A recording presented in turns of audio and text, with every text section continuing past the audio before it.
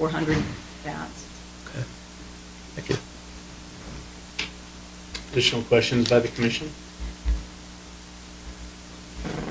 I have a couple questions. Ms. Jerry. Sharon?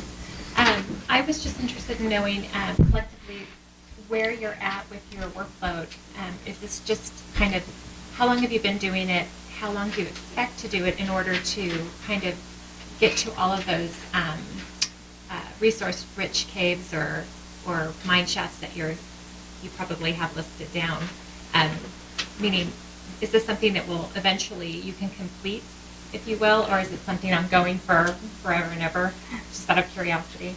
I would hope that it would be something we can complete, but with 300,000 mine features, we've only gotten to a small fraction of them. I've been doing it for 16 years since I've been here. We have my counterparts. We have a biologist in the Ely area has been doing it for about 10 or 12 years. We work off of a priority list created by NDOM and BLM, and these are usually features that are close to cities, so they'll pose a risk to the public. But we also are looking at mines that have to do with project areas. Say geothermal is going in and in the middle of a mine complex. We want to see if any of those are significant wildlife habitat. And if they are, we'd like to get some gates on those, and not only for the protection of wildlife, but for protection of the public. Mm-hmm. And we've had instances where well drillers, like for geothermal, have gone into abandoned mines in their off hours and fallen to their death. And we don't want that to happen either. So geothermal working out there with drillers that are from all over the United States, they may not know the cost of going in abandoned mines without the preparation and the protocol and the survey, So, no, I don't think we'll ever be done, but we work off of that list, and so we work in cooperation with BLM and Nevada Division of Minerals. Any other questions? Okay, Thank you. None, thank you. With that, we'll close item number 7, open item number 8, Wildlife Damage Management Committee Report and Fiscal Year 2017 Draft Predation Management Plan. This is the second draft. Commissioner and Committee Chair Bliss and Wildlife Biologist Pat Jackson for possible action. The Commission will hear a report from the Wildlife Damage Management Committee Chair. The second draft of the proposed fiscal year 2017 program management plan will be presented, and the Commission may take action to provide recommendations for modification of the second draft for the May Commission meeting. Commissioner Bliss, are you going to start off? Yeah, thank you, Chairman Drew. Wildlife Damage Management Committee held a meeting last night here. We had Cody McKee from NDOW here that went through a presentation on the monitoring of the project or of areas and for mule deer fawn recruitment, how they track from area to area and use their flight data to come up with the information that's provided to them to where they could consider triggering a predator project or not, with fawn ratios below, I think sustainable fawn ratios, he said, was between 40 and 50 fawns per 100 adults. It was a really informative presentation. And then Mr. Pete Coates was here, and he stepped through some of the sage grouse work that he's been done, also very informative. Went through the predation factors of with ravens, badgers, coyotes. Is also very interesting, and hope to hear more on that. It's very informative. As far as the plan goes, we stepped through the plan, and there's a lot of public input last night. We got a lot from the park committee, wildlife services. There was no members of the county advisory boards there, but we did have their input through the website, and then general public. And there was a consensus amongst everybody on these plans that there needed to be a little bit more detail, even though there's a tremendous amount more detail in this second plan than there was in the first plan. And for an example, on the California sheep project, it says the goal was to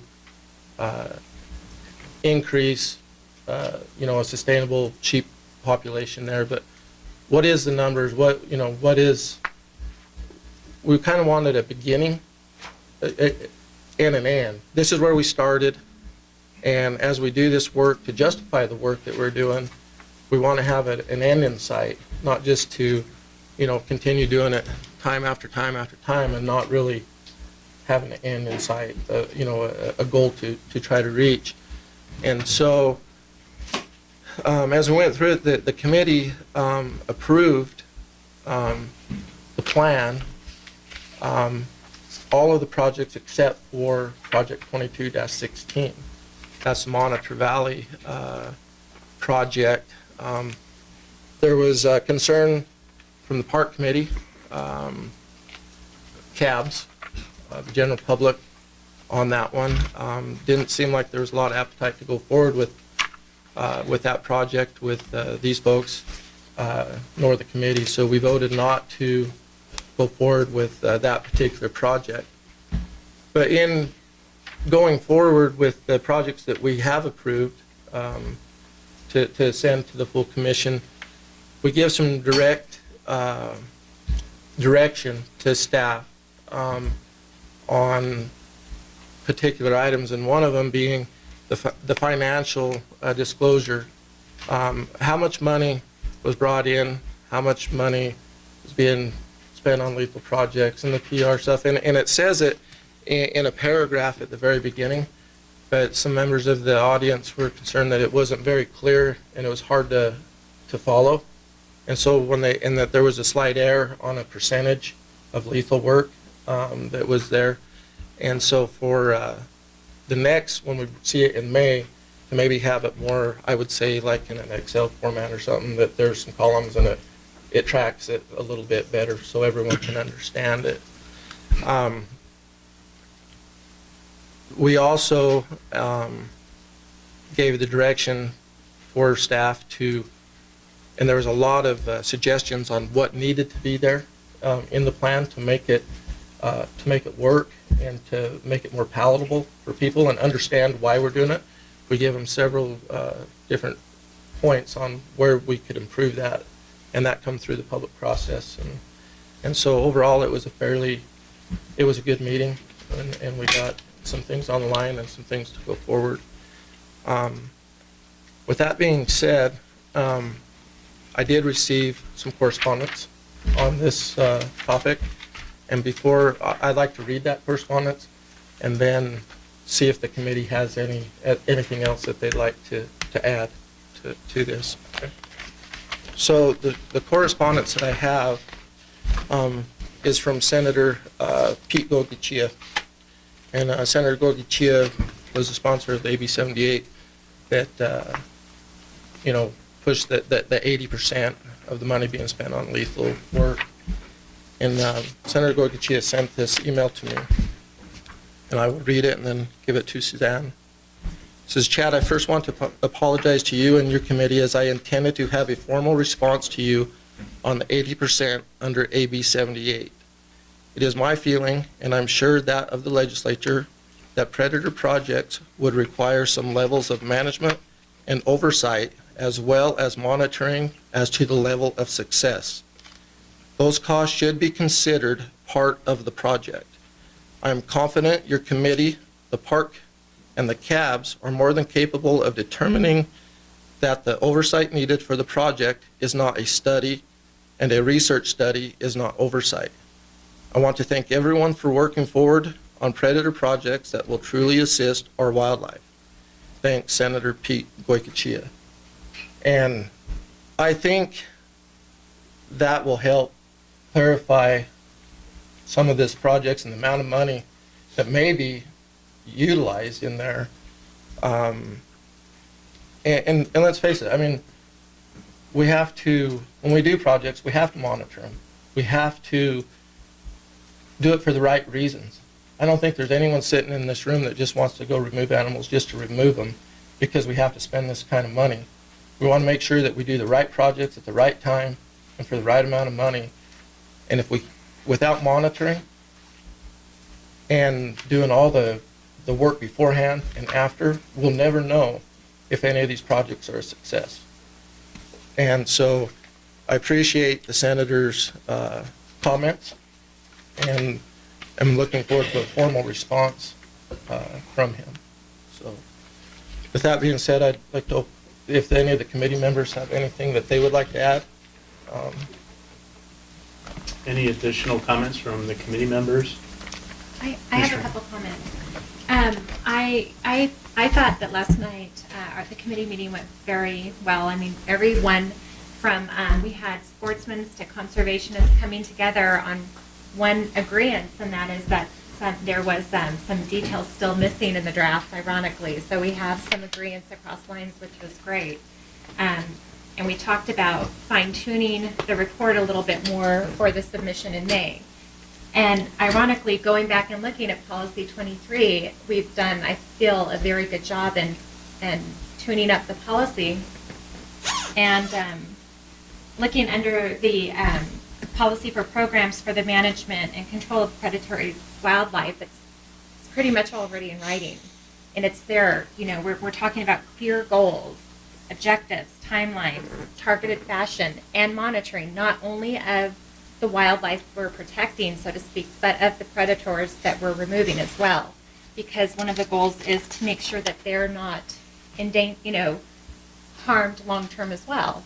So I think that's really great that you got that input on that for us to know that that's all part of the plan itself and part of the 80% funds, it sounds like, to be put, to be used for that, which is nice to know that. One of the things we also, I mentioned, I know, with the type of wildlife that we're including in this, that we can't forget that it's also for sensitive wildlife species, not just game animals. And so, for instance, if we're removing some of those projects and there's additional funding, there might be other sensitive species that can be thought about by the department, and perhaps another project created for sensitive wildlife species. And I think that will help with the general public coming to terms a little bit more with this plan. Thank you. Thank you. Additional committee member discussion? Inputs? Commissioner Johnston? Thank you, Chairman Drew. I'd like to, I think it was a very productive meeting, and there was a common theme in last night's meeting that has been expressed on several prior occasions. One, more detail on specific goals within projects, and also greater transparency on the expenditures. And we've had a lot of discussion on that in prior committee meetings, and so one of the recommendations was that we provide the historical information regarding the amount of revenue that comes in a given year, how much is spent out, how much of that is spent, in the following year. And we'd like to see that part of the management plan, because recurring public input is to understand how much money is coming in from those who are paying the predator management fee, and then how much of it is actually being spent and where. And I think we owe it to not just the people who are paying the predator management fee, but everyone else as to what's occurring with the money, how much is coming into that. So that's one step. And just to kind of give a more specific context, Project 2201, this is in units 011 and 013, and the anticipated results is stated in the proposed project. I'm using this as a specific example, so put more context on the comments that have already been provided. Was decreased predation from mountain lions for all age classes of reintroduced California bighorn sheep, resulting in an established viable population. And one of the comments that I made was, well, what is a viable population of California bighorn sheep in these two units? I mean, that seems to be something that the department could say, here's a number that we would like to see in these 2 units. That would be an established viable population. And then I think they have to go a little step further, say, once we're at that number, if we're going to continue to do predator management in that area, we feel it's needed to maintain that population. Or perhaps they say, no, once it's established at certain numbers, we don't have to do further predation management for that population in those 2 units. And that's just an example of the recurring themes that we had from the public, from various groups from the public, as well as the committee members, as to what we'd like to see in the predator management plan. And we hope that the department can come forward with that type of information and specifics in future plans. I would note, however, though, that this is Mr. Jackson's, I think, 2nd year in going through this process. It's a difficult process. In the midst of his 2nd year, now we have the law has changed, and so I'm confident that as we continue to move forward, we're gonna address the public's comments and have greater transparency and better identified goals. An additional issue that came up was hopefully to facilitate better communication between the department and Wildlife Services, so that Wildlife Services can plan for what it will be doing under this plan. And so I thought overall it was a productive meeting, and I think we'd all like to see more in the plan, but also I think Commissioner Morai brought up a good point that there's going to be some limitation on how much detail is in the predator management plan. There's got to be a cutoff point. I think we all recognize there needs to be more, but we don't want to get to the point where we're doing a 200-page predator management plan that has every detail that then becomes who's going to read it, and we don't want to get to that point. So I think all in all that we've given good guidance to the department, and I think it is consistent with the public comment we received from all sides of the issue and different groups. Commissioner Morai, anything you'd like to add? No. Okay. I'd just ask maybe Commissioner Bliss, I did get correspondence letters from Elaine Carrick, which should have gone to the entire committee through Ms. Scorby, and I had another one from Kathy Smith that was addressed just to me. So I don't know if everyone got to see that, but I think the substance of the 2 comment letters was a desire to see more detailed information, particularly on the long-term results and or benefits from the projects. And one of the projects that was specifically cited was Project 21. So it's good to hear that not only was there a presentation, but that the committee also felt there was kind of a need for some more information on that. Yeah. Thank you, and apologize for that. I also had some, there was some correspondence from Mr. Moldy as well with the chart here, and so I will put all that together for the record. Mr. Chairman, I just want to add, and just to dovetail on what you said, Kathy Smith called me and sent me a letter as well, personally, and I always find her to be very well spoken and has good ideas, and I happen to agree with her on her comments. And the one that stands out to me is that there's not near as much meat on the bone with this predator management plan as there was last year in 2015. And if you compare the two, that you'll see that there's significantly less information presented. And her concern is the long term, as you mentioned, Mr. Chairman, result. And 21, for example, has been in effect since 2007, and we still can't say what are the long-term results or ravens on our, on these populations that we're trying to protect. And I think she makes a good point, and I just told her that I would make sure that her thoughts were placed on the record as you did too. So thank you. Commissioner Johnson. One additional comment. We had some presentations by the department and Dr. Coates as well yesterday.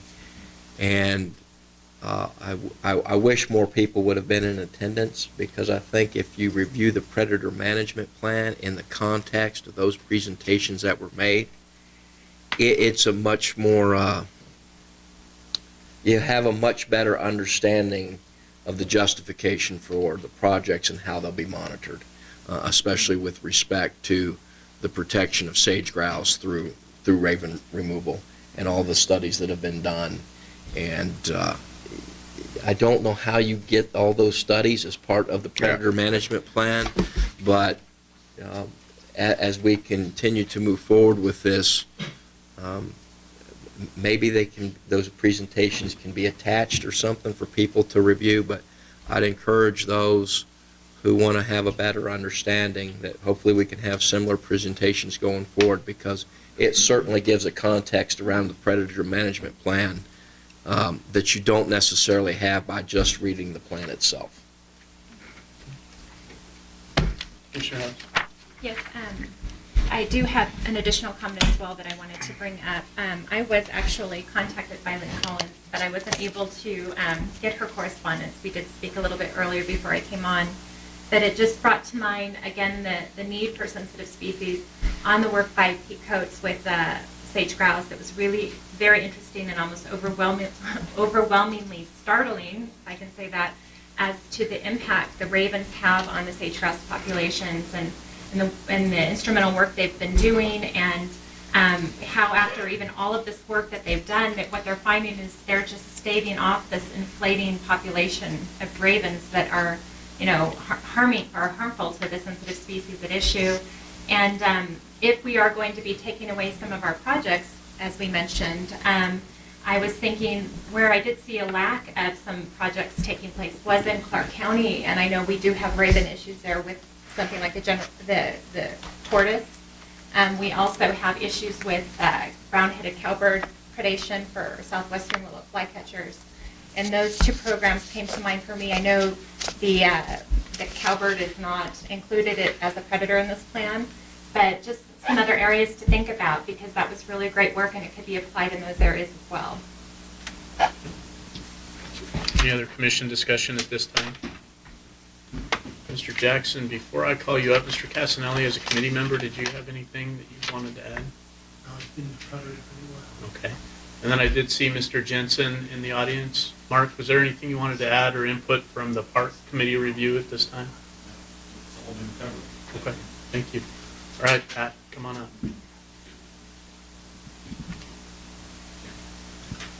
Mr. Jackson, good morning. Good morning, Pat Jackson, staff specialist for the record. I'm in discussions with Chairman Chad Bliss. I'm just here to answer any questions or elaborate on any projects. I'm not presenting a presentation today. Okay, questions for Mr. Jackson? The one question I had, maybe you covered it in your committee, and it might be a moot point because it's Project 35, which is recommended for discontinuation, but we talk about the exotic red fox and the Sierra red fox, and specifically we're talking about disproportionate effects on the bi-state population. And I know the project area was more on the eastern side of the state, so I wasn't sure if you could maybe explain to me that relation, or is that a typo in the plan, or where are we at on that? I believe that's a typo, and I'm not integrally involved with that. That's staff specialist Russell Wolstenholme's project, so I don't believe he's here to elaborate on that. Additional questions of Mr. Jackson? All right, seeing none, thank you. Unless there's further commission discussion, I'll open it up to public comment. Before I do, I would just remind everyone when you come up, please state your name for the record, make sure the microphone is on. If you haven't yet, please fill out a yellow comment card for our recording secretary. Individuals will be provided with 3 minutes. If you're representing an organization, please state so when you introduce yourself. Make sure we know, and we'll allot you the 6 minutes for your organization. I cover everything, Mr. Wallace? Okay, and before I call for public, I would call for any county advisory board input on item number 8. Advisory boards, Mr. Dixon, come on up.